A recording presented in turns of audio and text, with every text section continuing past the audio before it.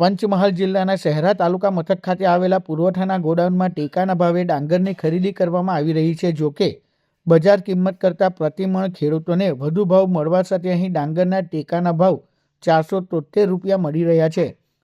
શહેરા તાલુકાના ગ્રામીણ વિસ્તારમાં ઓક્ટોબર મહિનામાં કમોસમી વરસાદના કારણે ખેડૂતોના ખેતરમાં ડાંગરના પાકને નુકસાન જતાં ખેડૂતોના ચહેરા પરની રોનક છીનવાઈ ગઈ હતી. જોકે આ વખતે ડાંગરના પાકમાં ખેડૂતોની મહેનત પર પાણી ફરી વળવા સાથે ખેતીમાં નુકસાન ગયા બાદ બચી ગયેલી ડાંગર ટેકાના ભાગે આપવા માટે 1002 જેટલા ખેડૂતોએ ઓનલાઈન રજીસ્ટ્રેશન કરાવ્યું હતું.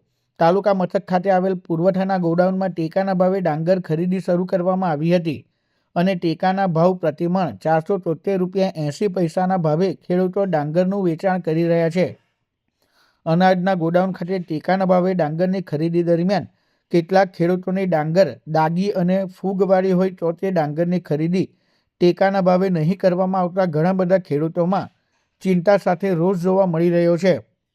એક તો તમામ પાક નિષ્ફળ ગયા છે અને જે બચેલી ડાંગર છે જે થોડી કાળાશ પડી ગયેલી હોય અને જે વેચવા આવે છે ટેકાના ભાવે તેમાં અમુક કાળાશ પડતેલી ડાંગરના કારણે લેવામાં આવતી નથી અને બિચારા તે વિલે માટે એ ડાંગર પાછી લઈને જાય છે અને જે ડાંગર પાકનો પાક લેવામાં ખેડૂતોને કેટલી તકલીફ પડે છે એ તો ખેડૂતને જ ખબર હોય છે. જેથી સરકારને મારી વિનંતી છે કે જે કાળાશ પડેલી ડાંગર પણ ખેડૂત પાસેથી સારા એવા ટેકાના ભાવે ખરીદે તો બિચારા ખેડૂતોને સારું વળતર મળી રહે એવી મારી સરકારને વિનંતી છે.